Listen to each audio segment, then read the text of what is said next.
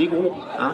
Et donc on vous fait 10 pips, 10-15 pips en dessous vers le bas, on remonte 5 minutes après, votre stop il était dedans, vous êtes mort.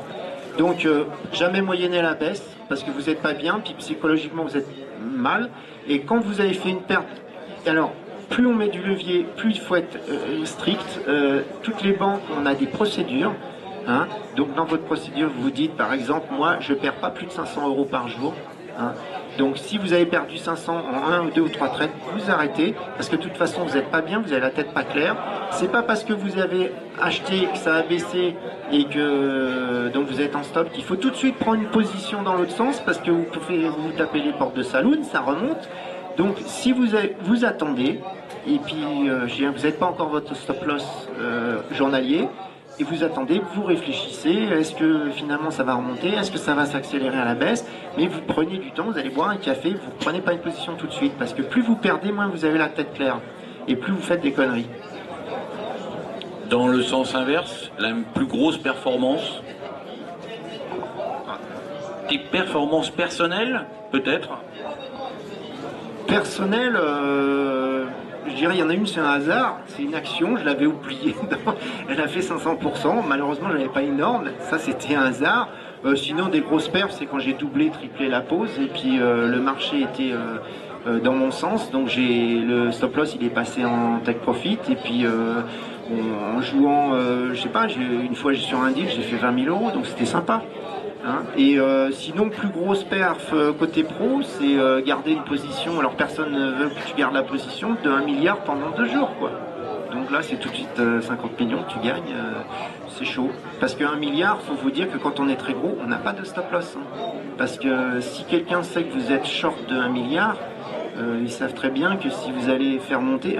quand vous vendez, moi j'ai déjà vendu 1 milliard d'euros à 19 h, vous faites baisser l'eurodoll de 30 pips. Hein. Donc en fait ça veut dire que si jamais on le sait et qu'il y en a d'autres qui savent que vous êtes short, il y en a qui vont vous taper votre ordre, ils vont acheter, puis après ils vont en mettre plus, et puis c'est 10 milliards qui se traitent, 1 milliard qui se traitent. Hein. Donc on te connaît mieux, on voit un peu ton périple, pardon, ta carrière, excuse-moi, je fatigue. Les résultats, qu'est-ce que tu conseillerais à quelqu'un qui veut débuter dans le trading et dans le trading forex en particulier? Ben, je l'ai un peu dit déjà, toujours un stop loss quand vous achetez. Le mieux c'est une plateforme, vous pouvez mettre un achat et un stop loss qui est lié à votre ordre d'achat ou de vente, qui soit limite ou marché. Moi souvent déjà je vous le dis, quand j'achète marché, quand je vends marché. Parce que sinon vous risquez de courir après le marché. Soit vous êtes au bon niveau. Hein, vous achetez pas trop, vous êtes et vous pensez que ça va monter, sinon c'est que vous avez la trouille. Si vous avez la trouille, faites autre chose. Hein. Moi j'achète marché, parce que le marché il est tellement liquide que même le spread c'est rien. Si le truc il fait 20-30 pips derrière, perdre un pip ou deux, je m'en fous. Donc moi j'achète marché, mais j'ai un stop loss qui est lié. Enfin, où je vends marché et j'ai un stop loss qui est lié tout le temps. Et le stop loss il est tout de suite en machine. Pourquoi? Parce que j'ai vécu... Pareil, sur les marchés, c'est ouais, t'es devant les écrans, c'est bon, t'as acheté, de toute façon, si ça baisse, t'es là, quoi. Hein, et puis, il suffit qu'on t'appelle, ça dure 1 seconde, juste à ce moment-là, des stops sont déclenchés.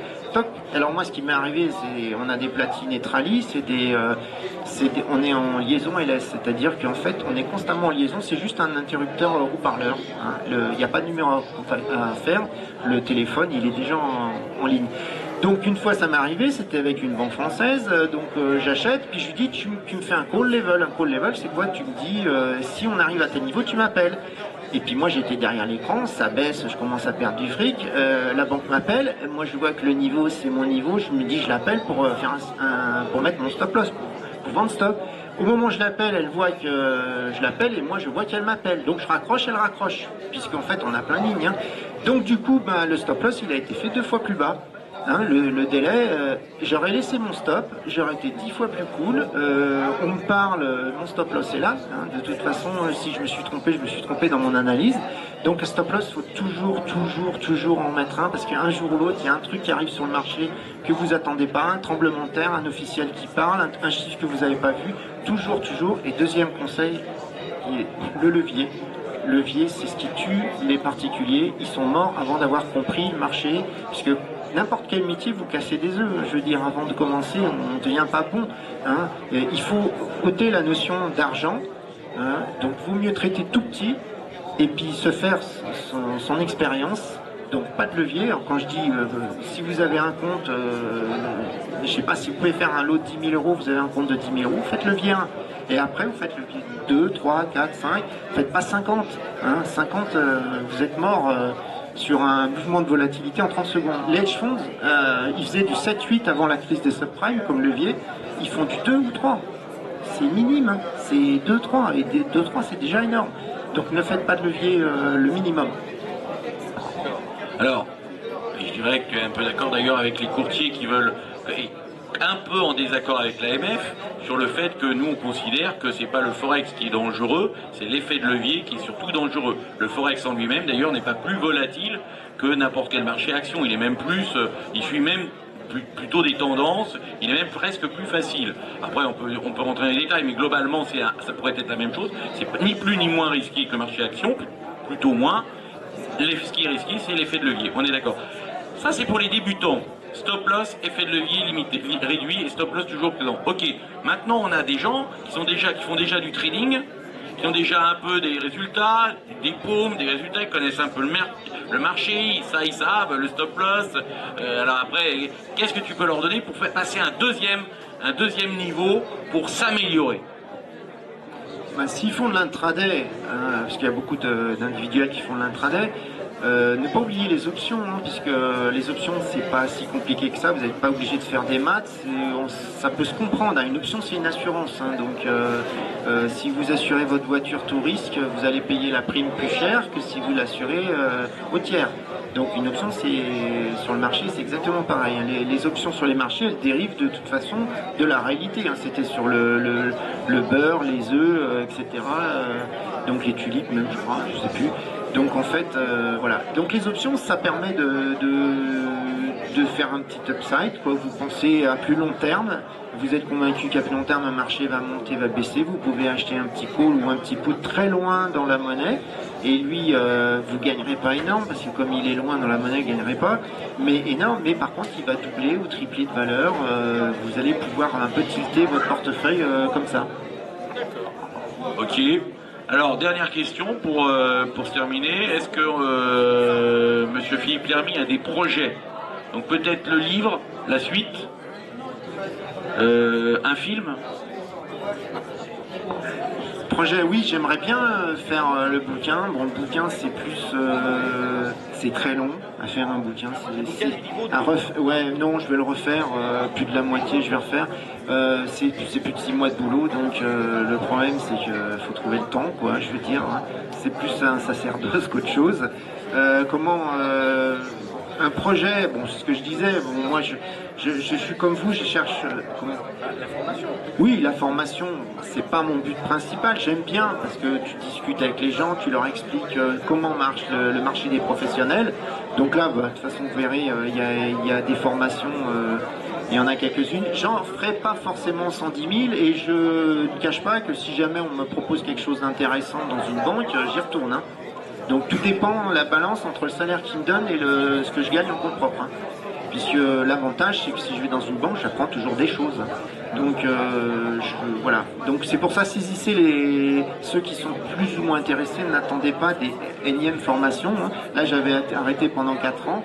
Donc la prochaine c'est du 3 au 7 octobre à Paris. Il y en a une du 17 au 21 à Genève. Ouais, il y a 8 personnes maxi. Hein. Moi je veux pas que ça soit une classe. Hein. Je veux que les gens puissent poser des questions, même bêtes, parce qu'elles servent à tout le monde. Voilà. Et puis il y en a qui deviennent des amis, c'est ça qui est sympa. La suivante, donc 17 au 21 octobre à Genève, et la dernière 14 au, j'arrive pas à dire sans mes lunettes, que j'ai mis 14 au 18 novembre à Nice. Hein. Donc voilà, celle de Genève, elle va se passer dans un hedge fund carrément. Donc c'est un hedge fund qui gère, je sais plus, 200 millions de dollars. Donc le gars me prête sa salle du conseil d'administration, c'est un ami hein, qui gère. Donc ses clients, c'est des fonds de pension. Hein, et lui, là, justement, un levier, il n'a pas le droit de faire une perte de plus de 3%. C'est très très serré. et c'est un fonds spéculatif sur les devises. Et donc lui, je le ferai, j'essaye de le faire, je vais essayer, salle de Genève, de faire intervenir un peu, expliquer ce que font les fonds spéculatifs. D'accord, alors on remercie Philippe Hermy. Je vous rappelle d'abord que vous pouvez le retrouver sur le stand E2, c'est E2, c'est ça? Et également, et que tout à l'heure, un peu plus tard, vers 18 h, il fera l'école des traders, il interviendra sur le trading de news. Donc sur les nouvelles, comment on peut gérer les nouvelles, comment il les gérait lui-même, les nouvelles, ce qu'il regardait à la banque, ce qu'il faut regarder, les points principaux. Donc il le fait toujours. Ça sera intéressant de voir. Donc si vous êtes intéressé par le trading de news, à 18 h dans l'école avec Philippe. Sinon, d'ici là, eh ben, vous pouvez le retrouver sur le stand E2. Voilà, merci à Philippe.